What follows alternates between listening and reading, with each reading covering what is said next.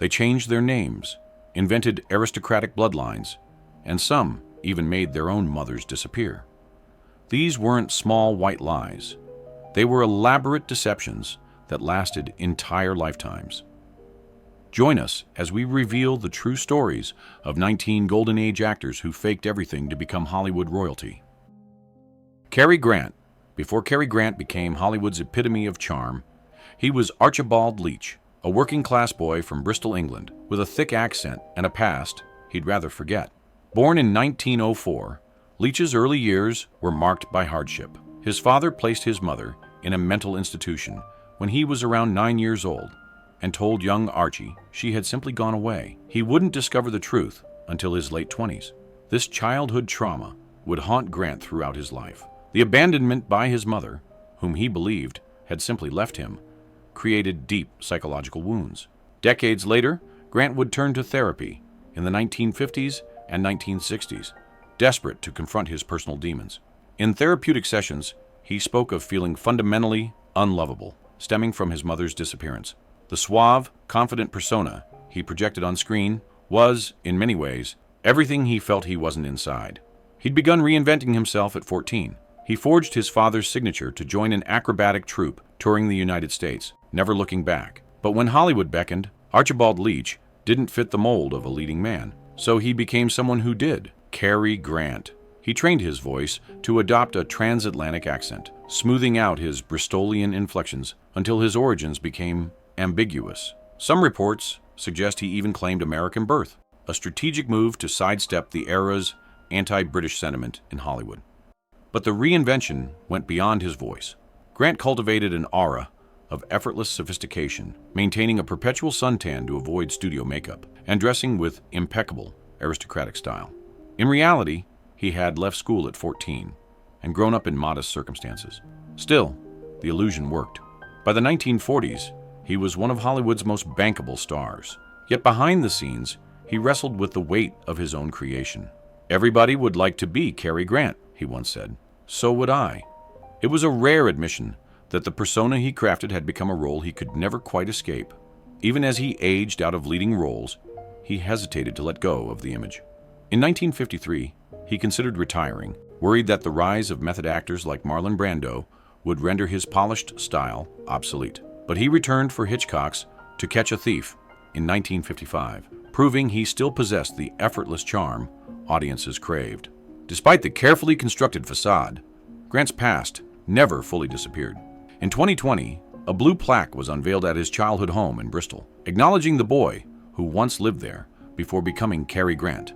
It served as a reminder that behind the Hollywood legend was someone who spent his life playing a role he could never quite leave behind. Merle Oberon. Merle Oberon possessed the beauty, the talent, and the screen presence Hollywood craved in the 1930s. But there was one thing she didn't have: the right ancestry, least by Hollywood's standards. Born Estelle Merrill O'Brien Thompson in Bombay, British India in 1911, Oberon was of mixed Anglo-Indian descent, but to the world, she was a glamorous British aristocrat from Tasmania. That lie wasn't just a career move, it was a survival tactic. In an era when leading ladies couldn't be anything but white, Hollywood executives knew the stakes. They advised Oberon to erase her Indian heritage completely. To sell the illusion, she fabricated an upper-class Tasmanian childhood, claiming she had been born in Hobart before moving to England. In a 1934 interview, she doubled down on the lie, even dismissing distant Australian relatives as mistaken. But the truth was far from aristocratic. Oberon grew up in poverty in Kolkata, raised by her mother, Constance Selby, who was of Tamil and Maori descent. What made this deception even more painful was that Constance wasn't actually her mother.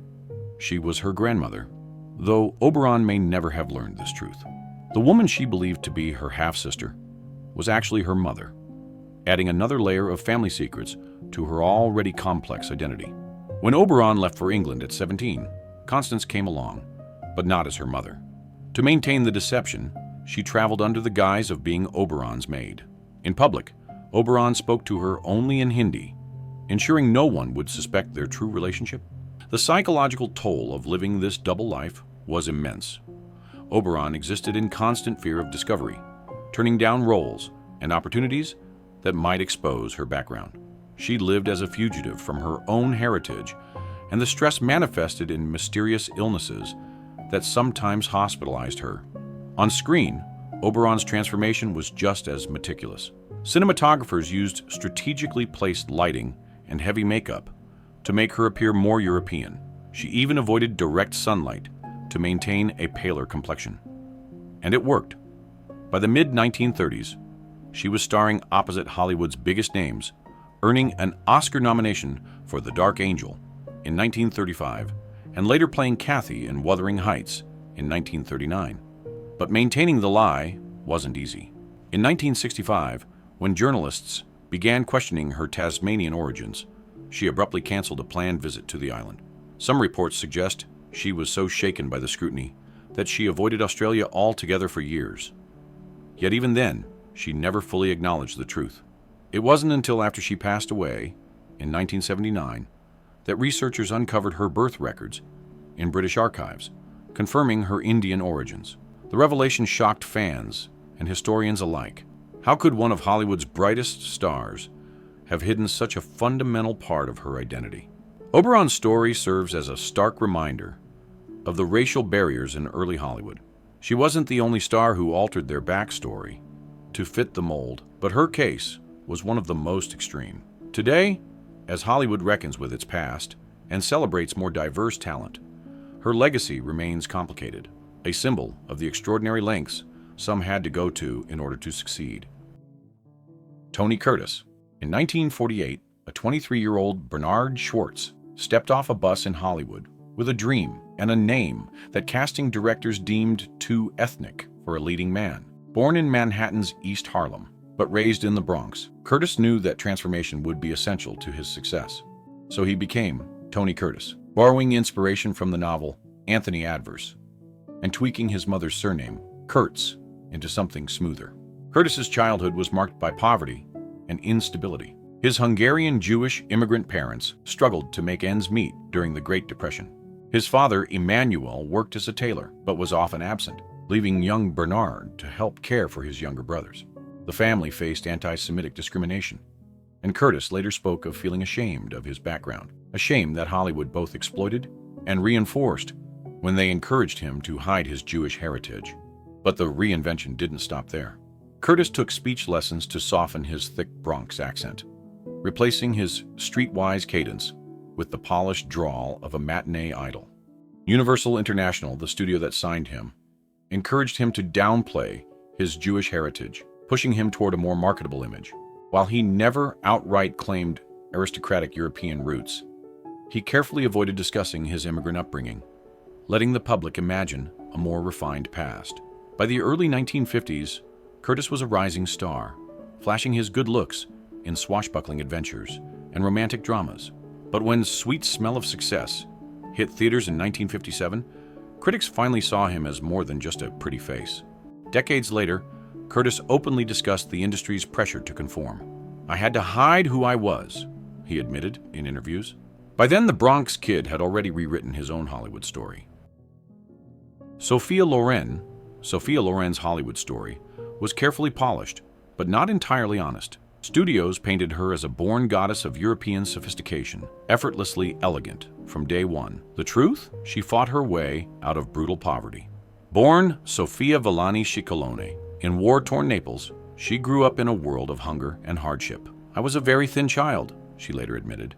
Malnutrition left her frail, but that detail never made it into the glamorous Hollywood narrative. The abandonment by her father, Riccardo Ciccolone, would haunt Sophia throughout her life. She met him only 3 times, at age 5, 17, and in 1976. "I never had a relationship with my father," she later said.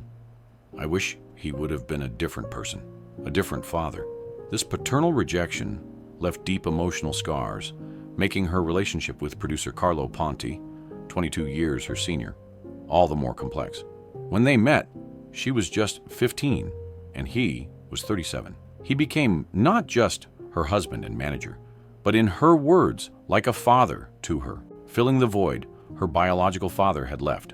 Her father, Riccardo Ciccolone, refused to marry her mother, leaving the family in financial turmoil. Sophia, her mother, and her sister endured World War II in makeshift shelters, sometimes hiding in train tunnels to escape bombings. She later confessed the experience left her with a lifelong fear of the dark. But when she arrived in Hollywood, none of this was part of the official story. Instead, the studios focused on her natural beauty and exotic allure. Even her name wasn't her own.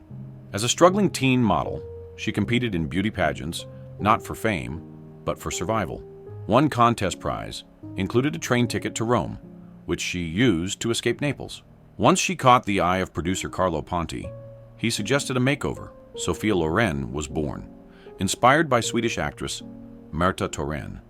She took elocution lessons to soften her thick Neapolitan accent, crafting the refined persona Hollywood expected. Despite the reinvention, she never truly left her roots behind. She often spoke about her mother's sacrifices and remained deeply connected to Naples, funding hospitals and charities in Italy. In her memoir, she reflected, "I'm just a little girl from Napoli." Hollywood may have rewritten her past, but she never let herself forget the truth. Joan Crawford. Lucille Fay Lesueur never existed in Hollywood. By the time MGM introduced her to the world in the mid-1920s, she was already Joan Crawford, a name she reportedly loathed, comparing it to seafood. But a new name was just the beginning. Crawford didn't just tweak her past, she buried it completely. She spun tales of privileged upbringing, claiming elite schools and wealth. In reality, she was likely born in 1906 in San Antonio, Texas, and grew up in hardship. Her childhood was marked by instability and alleged abuse. Her stepfather, Henry Casson, ran a theater, which sparked her love for performance. But Christina Crawford's later memoir, Mommy Dearest, suggested that Joan's own traumatic childhood may have shaped her troubled relationship with motherhood.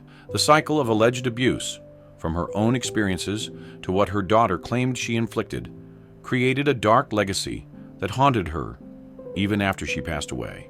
After her mother's divorce, she worked as a laundress and waitress to survive. But Hollywood had no room for struggle in its fairy tales. Crawford obscured her past, allegedly falsifying high school records to gain entry to Stevens College. She never graduated, but by then she had set her sights on something bigger, reinventing herself into a screen goddess. The desperation behind Crawford's reinvention was profound. Friends later recalled her obsessive need for control and perfection, possibly stemming from the powerlessness she felt as a child. Her famous wire hanger tantrum, immortalized in Mommy Dearest, may have reflected the rigid discipline she imposed on herself to maintain her Hollywood facade.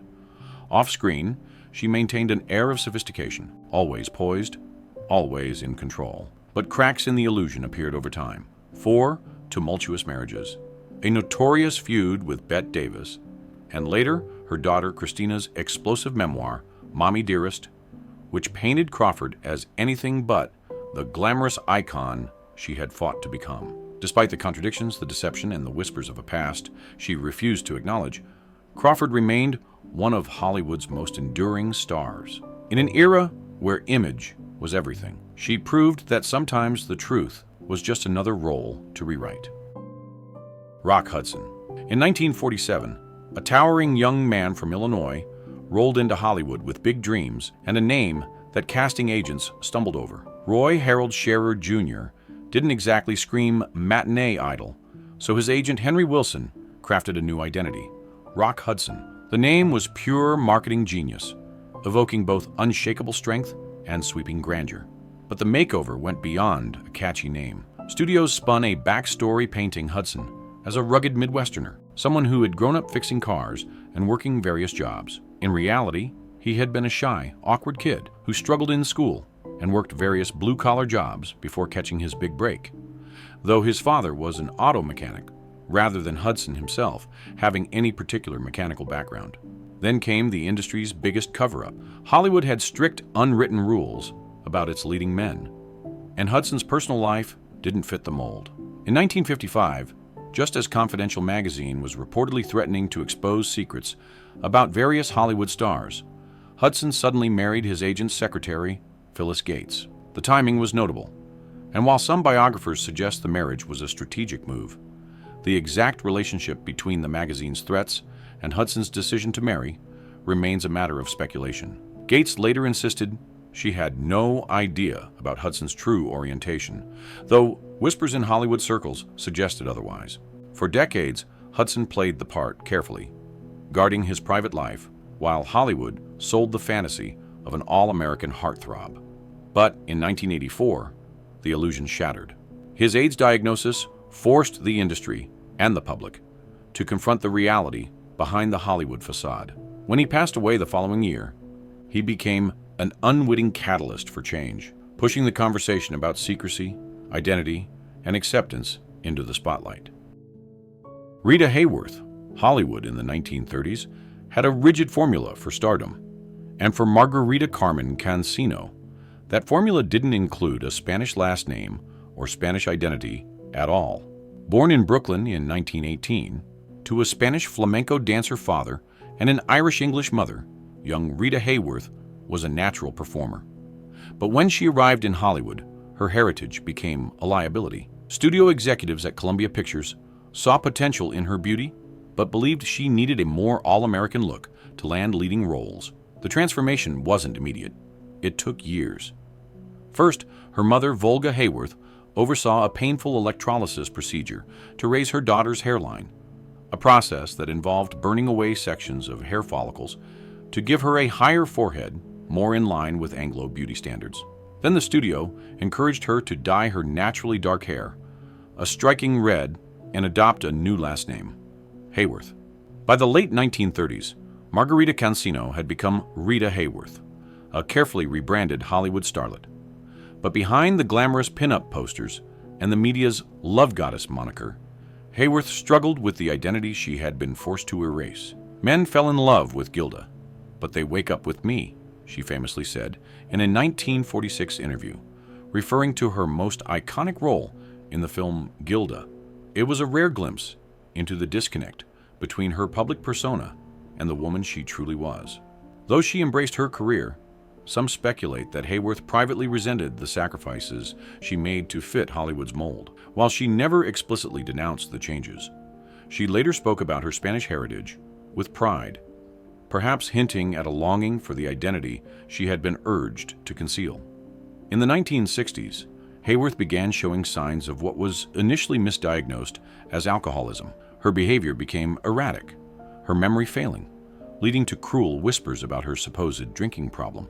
It wasn't until 1980 that she was properly diagnosed with early-onset Alzheimer's disease. The glamorous love goddess spent her final years battling a cruel disease that robbed her of the very identity she had worked so hard to create, unable to remember the woman she had become or the one she had once been. Her story remains a striking example of the industry's obsession with conformity, a reminder of the price of fame in an era that demanded its stars fit a very specific image.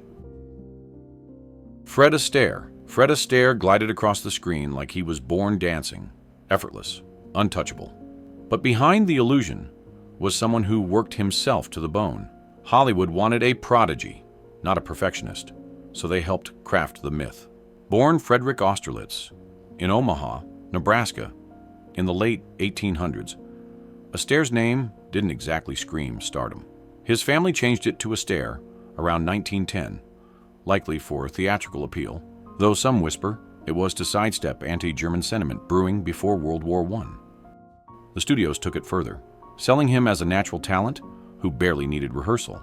In reality, he trained relentlessly from childhood, performing in vaudeville with his sister Adele. By the time he reached Hollywood, he was a seasoned pro, but even that wasn't enough. His early screen test reportedly received harsh criticism, with Hollywood folklore claiming it contained dismissive comments about his acting ability, appearance, and dancing, though the exact wording of these legendary criticisms remains disputed and unverified.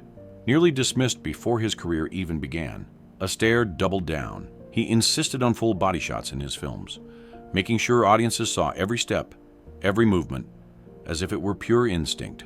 Off-screen, he rarely spoke about the grueling rehearsals that left him exhausted. His financial struggles as a child quietly smoothed over in favor of a cleaner, more glamorous narrative. The studios shaped his story, but Astaire made sure the illusion never cracked, and that's why his legend still floats across the dance floor. Dorothy Dandridge, possessed everything Hollywood claimed to value: beauty, talent, and charisma. But she had one thing the industry couldn't accept: her ethnicity. Born in 1922, Dandridge would become the first African-American woman nominated for a Best Actress Oscar. Yet her career was defined as much by the barriers she broke as by those that ultimately broke her. Dandridge's childhood was marked by her mother's relentless ambition and troubling methods. Ruby Dandridge pushed her daughters into performing from an early age, but also subjected them to questionable treatments, including strange dietary restrictions and unorthodox remedies that bordered on abuse. This early exploitation would establish a pattern in Dorothy's life, being seen as a commodity rather than a person. Hollywood in the 1940s and 1950s offered limited roles for African-American actresses. Dandridge, with her light complexion and refined demeanor, could have passed for Caucasian, but she chose instead to fight for dignified roles for African-American women. The isolation was crushing. Dandridge couldn't stay at many of the hotels where she performed, couldn't eat at the restaurants in the venues that featured her, and faced constant discrimination even as her star rose. She often had to enter through service entrances at clubs where she was the headlining act. The psychological toll of this treatment, combined with failed relationships and financial struggles, led to increasing dependence on alcohol and pills. Her Oscar nomination for Carmen Jones in 1954 should have opened doors, but instead it highlighted how few opportunities existed for African-American actresses. Dandridge often went years between significant film roles, struggling financially despite her fame.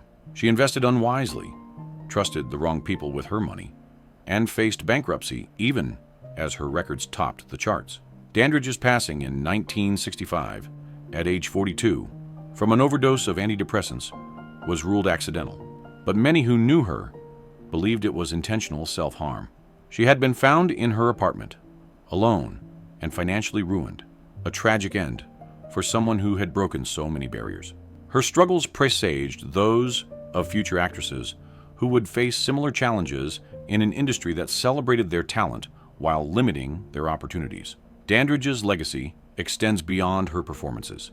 She was a trailblazer who paid a tremendous personal price for challenging Hollywood's limited views, paving the way for future generations while sacrificing her own happiness in the process. Clark Gable. Clark Gable wasn't born into Hollywood royalty. He built his throne brick by brick. But ask him about his past, and you'd hear tales of sophistication that didn't quite match reality. The King of Hollywood carefully crafted an image of effortless elegance, though truth be told, he was an oil driller's son from Cadiz, Ohio, who spent his youth covered in grime and sweat, not silk and champagne. Born in 1901, Gable lost his mother when he was just an infant. His father, an oil driller, expected him to follow the same blue-collar path. And for a while he did, working in factories, oil fields, and even selling ties just to make ends meet. The family later moved to Hopedale, Ohio, where young Clark spent much of his childhood. But Gable had bigger ambitions, and he knew that to succeed in Hollywood, he couldn't sound like a roughneck from the Midwest. Enter Josephine Dillon, a theater coach who later became his first wife and completely transformed him. She paid for his dental work, coached him on posture, and most crucially, refined his speech through rigorous elocution lessons. Gable shed his working-class accent for the deep, commanding voice that would define his on-screen persona. By the time he landed his breakthrough role in The Painted Desert in 1931, the transformation was complete. MGM didn't just cast him, they sculpted him.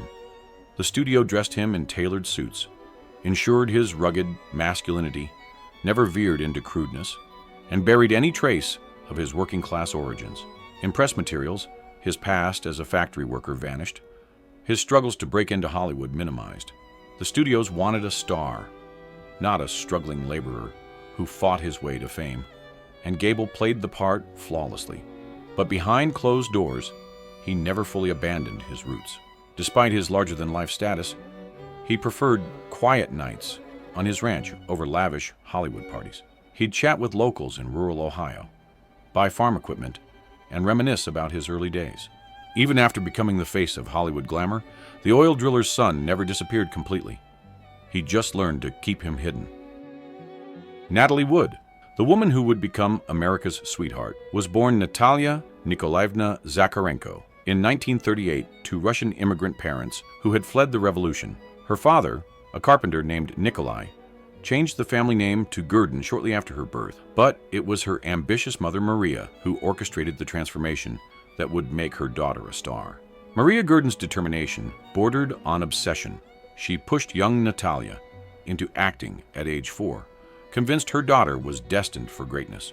The family changed their surname again when Natalia entered Hollywood, becoming the Woods. But the price of fame was steep. Natalia grew up speaking Russian at home while projecting an all-American image in public. The constant code switching between her authentic heritage and her manufactured persona created an identity crisis that would plague her throughout her life. Studios immediately saw potential in the dark-haired, dark-eyed child, but they also saw a problem. Her Russian heritage and exotic looks didn't fit the typical child star mold. So Hollywood did what it did best. It manufactured a new identity. Natalia Zakharenko became Natalie Wood, and her ethnic background was carefully obscured in favor of a more palatable American dream narrative. The psychological toll of this deception was immense. Wood remained fluent in Russian throughout her life, but rarely spoke it publicly. She wrestled with questions of authenticity, never quite sure which version of herself was real, the Russian girl from her family home, or the Hollywood starlet the world adored. Friends described her as someone always performing, even in private moments, as if she had forgotten how to simply be herself. From Miracle on 34th Street as a child, to West Side Story, and Splendor in the Grass as an adult, Wood embodied the American dream on screen. But behind the cameras, she struggled with the weight of her fabricated identity. Her marriages to fellow actors Robert Wagner and later Richard Gregson were marked by her ongoing search for authentic connection in a world built on illusion. Wood's tragic drowning in 1981, at age 43, remains shrouded in mystery, but those who knew her said she had never learned to swim despite spending her final evening on a yacht. Her Russian heritage, so carefully hidden during her career, was finally acknowledged at her funeral, when prayers were said in both English and Russian.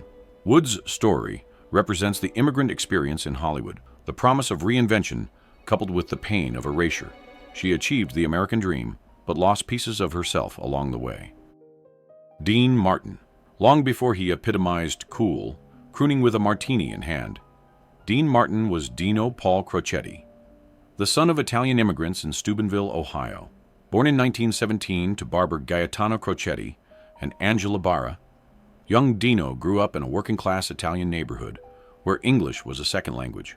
Martin's transformation from Dino to Dean wasn't just professional, it was a complete cultural reinvention. As a teenager, he dropped out of school and worked various jobs, including as a dealer in illegal gambling operations. His parents spoke limited English, and Dino himself didn't speak English fluently until his teens. The shame he felt about his background was profound. He later admitted he was embarrassed by his father's broken English and heavy accent. Hollywood demanded that Martin shed his ethnic identity completely. The studios encouraged him to downplay his Italian heritage, fearing it would typecast him as a gangster or working-class character. So Dino Crocetti became Dean Martin, adopting an effortless American charm that masked his immigrant roots. What made Martin's reinvention particularly poignant was his relationship with his parents. As his fame grew, he distanced himself from his family's traditions and language. He rarely spoke Italian publicly, though he remained fluent. His parents were proud, but confused by their son's transformation. They had worked their whole lives so he could have opportunities, but success meant he had to reject the very culture that shaped him. Martin's partnership with Jerry Lewis made him a household name, but it was his solo career that cemented his status as a symbol of American sophistication. Yet behind the smooth exterior was someone who never quite reconciled his two identities. Friends noted that in private moments, traces of Dino would emerge. In his loyalty to old friends, his love of Italian food, and his fierce protection of family. The irony wasn't lost on those who knew him. Dean Martin became famous for appearing effortlessly American while working incredibly hard to hide the Italian immigrant story that was, in many ways, the most American story of all. Hedi Lamar. By day, she dazzled as one of Hollywood's most glamorous stars. By night, she was a brilliant inventor, working on technology that would eventually help create Wi-Fi, GPS, and Bluetooth. Hedi Lamar lived one of the most extraordinary double lives in entertainment history, but the world only wanted to see half of who she was. Born Hedwig Eva Maria Kiesler in Vienna in 1914, she was the daughter of a successful bank director. Her early life was marked by both privilege and danger. As a Jewish family in Austria, they watched the rise of Nazi power with growing alarm. Hedwig's first marriage, at 18, to arms manufacturer Friedrich Mandl was initially seen as a good match, but Mandl's ties to the Nazi regime and his controlling nature turned the marriage into a prison. Lamar's escape from her first husband reads like a thriller. She reportedly disguised herself as her own maid to flee their mansion, making her way to London and eventually to Hollywood. This dramatic reinvention wasn't just personal. It was literal survival, as staying in Nazi-occupied Austria could have meant grave danger. In Hollywood, Hedwig Kiesler became Hedi Lamar, named after silent film star Barbara Lamar. Studios marketed her as the most beautiful woman in the world, but they had no interest in her mind. What they didn't know was that Lamar spent her evenings in her trailer working on inventions. The frustration of being valued only for her appearance was constant. Lamar later said, "Any girl can be glamorous. All you have to do is stand still and look stupid." She was brilliant, multilingual, and innovative, but Hollywood insisted on seeing her as merely decorative. Her attempts to discuss her inventions were dismissed as publicity stunts or eccentricity. During World War II, Lamar and composer George Antheil developed a frequency-hopping communications system to prevent the jamming of torpedo guidance systems. The U.S. Navy initially dismissed their patent as impractical, not taking it seriously until decades later when it became foundational technology for modern wireless communication. Hedi Lamar's dual identity, glamorous actress and visionary inventor, challenges every assumption about Golden Age Hollywood stars. She proved that behind carefully constructed facades often lay minds far more complex and valuable than the industry ever imagined. Errol Flynn. Errol Flynn spun a tale fit for the silver screen. An aristocratic adventurer who wrestled crocodiles, struck gold in Papua New Guinea, and lived on the edge. But the truth? Far less cinematic. Born in 1909 in Tasmania, Flynn wasn't the son of nobility, but of a respected biology professor. His mother's lineage was less documented, though not quite the mystery he suggested. Expelled from multiple schools, including Sydney's Shore School, he had a reputation for mischief and possibly theft. Flynn's reckless lifestyle wasn't just an act, it was self-destruction in slow motion. His battles with alcoholism began early and never truly ended. Friends described someone running from his own demons, using charm and bravado to mask deep insecurities. His excessive drinking and experimentation with substances took a devastating toll. When he passed away at 50, his body showed the wear of a 75-year-old person. Before Hollywood, Flynn painted himself as a soldier of fortune, a daring prospector, and a fearless plantation overseer. He did spend time in Papua New Guinea, but records suggest his work was more routine, some clerical duties, minor law enforcement, and a stint in mining. As for the infamous crocodile duel, he later admitted it was a stage stunt designed to impress the right people in Tinseltown. Warner Brothers didn't just seize on his wild persona, they built it into legend. Cast in Captain Blood in 1935 and The Adventures of Robin Hood in 1938, Flynn became Hollywood's ultimate swashbuckler. Off-screen, his reckless lifestyle only fueled the myth. But by the 1950s, cracks in his carefully crafted image began to show. His posthumous autobiography, My Wicked, Wicked Ways, published in 1959, laid bare the embellishments. He confessed to a lifelong rebellion against authority, admitting that fame and fortune didn't bring the fulfillment he expected. By then, it didn't matter. The world had already bought the legend. Flynn proved that, in Hollywood, the right story isn't just powerful, it's everything. Lupe Velez. Lupe Velez didn't just break into Hollywood. she stormed in with a persona so fiery, it burned itself into history. Born Maria Guadalupe Velez Villalobos in 1908 in San Luis Potosí, Mexico, Velez came from a modest background, not the wealthy lineage that some studio press releases hinted at. Her father, an army officer, disapproved of her performing ambitions, so she took her mother's surname and made her way to Mexico City. But Hollywood wasn't looking for Maria Guadalupe. They wanted Lupe, a wild, unpredictable Latina who fit their exotic fantasies. By the late 1920s, Velez had carved her place in Hollywood, starring alongside Douglas Fairbanks in The Gaucho, a silent film that set the stage for her transition into talkies. Unlike many silent-era stars, her thick accent didn't derail her career. Instead, it became part of her brand. Studios amplified her image, crafting the Mexican Spitfire persona, a hot-tempered, passionate woman who embodied every stereotype Hollywood could muster. Velez leaned into it, playing up the theatrics in interviews and delivering sharp, self-aware retorts when people confused her with the character. Her reinvention worked, but it came at a cost. While her contemporary Dolores Del Rio was cast as the elegant, untouchable beauty, Velez was the wild, unpredictable one. The Mexican Spitfire film series in the 1940s cemented her fame but trapped her in typecasting. No matter how much comedic or dramatic range she displayed, she was still the Spitfire. Velez resented the limitations but never erased her heritage. She openly criticized Hollywood's treatment of Latinos and once hosted a 1942 benefit for Mexican servicemen, addressing the crowd entirely in Spanish, an act of defiance in an industry that often pressured actors to assimilate. But the persona she built followed her off-screen. The press fixated on her tumultuous personal life, her romances, her temper, her tragic end in 1944. Even after her passing, Hollywood mythology refused to let her go. Kenneth Anger's Hollywood Babylon spread the salacious and widely debunked story that she passed away in a humiliating accident, overshadowing her real legacy.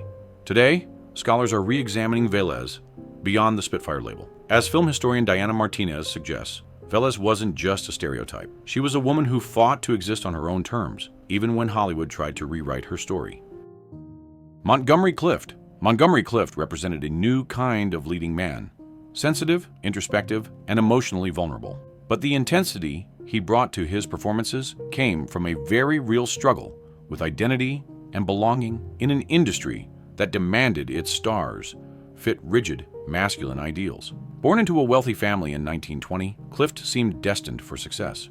Yet beneath his privileged exterior lay deep insecurities about his sexuality and his place in Hollywood's heteronormative culture. Unlike many of his contemporaries who hid their orientation behind studio-arranged marriages, Clif chose a different path. He simply remained perpetually single, fueling speculation while never confirming or denying rumors about his personal life. The turning point came in 1956 when Clif crashed his car after leaving a party at Elizabeth Taylor's house. The accident shattered his face and required extensive reconstructive surgery. Taylor, who rushed to the scene, reportedly reached into his mouth to pull out broken teeth that were choking him, potentially saving his life. The accident left Clif with chronic pain and a partially paralyzed face, but more devastatingly, it destroyed his confidence in his appearance, the very thing that had made him a star. The post-accident years were marked by increasing dependence on painkillers and alcohol. His later performances, while still powerful, carried the weight of his suffering. Directors noted that he could no longer move his face fully, forcing him to convey emotion through his eyes alone, which, tragically, made his performances even more haunting. Clif's story represents the cost of authenticity in a fabricated industry. While other stars hid behind carefully constructed personas, Clif's refusal to completely mask his true self made him both a revolutionary performer and a cautionary tale about Hollywood's treatment of those who wouldn't conform. Greer Garson. She possessed the grace of royalty, the diction of an aristocrat, and the kind of Hollywood mystique that made audiences believe she was born for the screen. But Greer Garson's polished image wasn't just a product of talent, it was a carefully crafted illusion, right down to her supposed Irish roots. For years, MGM's publicity machine insisted Garson hailed from County Down, Ireland, weaving a tale of noble lineage that even linked her to the legendary Scottish outlaw Rob Roy McGregor. A 1942 New York Times article described her as an Irish-born descendant of Rob Roy, a claim that only added to her aura of refinement. But there was just one problem. It wasn't true. Garson was actually born in London, in Manor Park, East Ham, on September 29, 1904. Her father was a commercial clerk, her upbringing solidly middle class, hardly the aristocratic origins Hollywood wanted to sell. So the studio leaned into the myth, even peppering her backstory with references to Celtic mythology. One particularly dubious claim suggested that Greer, a name tied to ancient Ireland, meant the most beautiful woman in the world. In reality, Greer was a goddess of sovereignty, not a beauty title. Garson herself played along, reinforcing the fantasy in interviews. In a 1941 photoplay feature, she wistfully recalled summers spent escaping back to Ireland for heavenly long visits. The implication, deep Irish roots. The reality, there's little evidence she spent much time there at all. But the deception worked. Hollywood audiences embraced her as the dignified British heroine, and her Oscar-winning role in Mrs. Miniver, 1942, cemented her status as the face of wartime resilience. Even as whispers of her true birthplace surfaced later in her career, she never publicly corrected the record. Her birth certificate, confirming her London origins, only became widely known after she passed away in 1996. Was this all MGM's doing?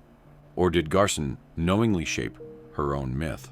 Either way, by the time the truth came out, it didn't matter. She had already secured her legacy as one of the Golden Age's most distinguished stars. Tab Hunter. Tab Hunter was the ultimate Hollywood heartthrob, blonde, blue-eyed, and every studio executive's dream. But his all-American image was completely manufactured.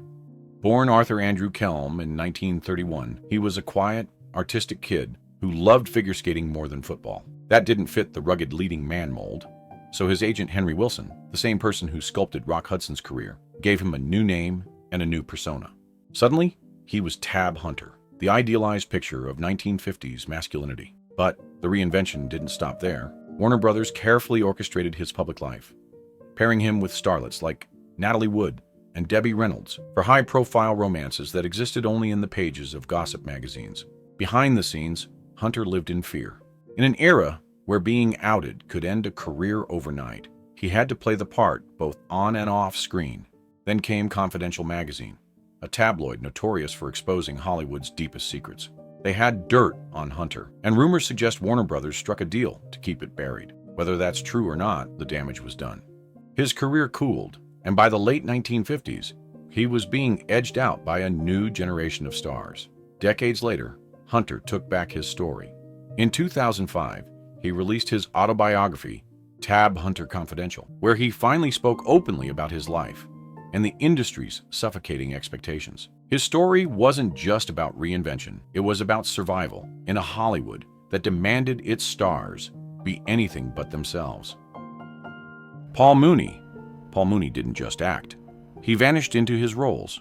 But before he became Hollywood's master of transformation, he had to reinvent himself. Born Mechelem Meyer-Weisenfreund in what's now Ukraine, Mooney faced an industry that favored assimilation, so he reshaped his identity, adopting the stage name Paul Mooney and letting studios present him as a Chicago-born, classically trained actor, despite his true roots in Yiddish theater. Back then, Jewish performers often downplayed their heritage to land leading roles, and Mooney was no exception. His obsession with transformation extended beyond his personal story. He meticulously studied dialects, altered his physicality, and applied elaborate makeup to disappear into characters. Sometimes Hollywood found his dedication frustrating. Studio executives grumbled that he was unrecognizable from one role to the next, but that commitment paid off. In 1936, he won an Oscar for The Story of Louis Pasteur, a role he personally fought for, proving he had the power to defy studio expectations. Despite his Hollywood reinvention, Mooney never fully abandoned his theatrical roots. In 1955, he returned to the stage and won a Tony for Inherit the Wind, a nod to the world where he first honed his craft. His story is a testament to the sacrifices actors made to fit into Hollywood's golden age and the lengths they went to in order to stand out. These 19 stars remind us that Hollywood's golden age was built on more than just talent. It was built on transformation, reinvention, and sometimes heartbreaking deception. While we celebrate their performances today, we should also remember the personal costs of conforming to an industry that demanded perfection at any price. If you enjoyed uncovering these hidden histories, please give this video a like and subscribe for more stories from Hollywood's past. And remember, behind every legend, there's always a human story waiting to be told. Thanks for watching.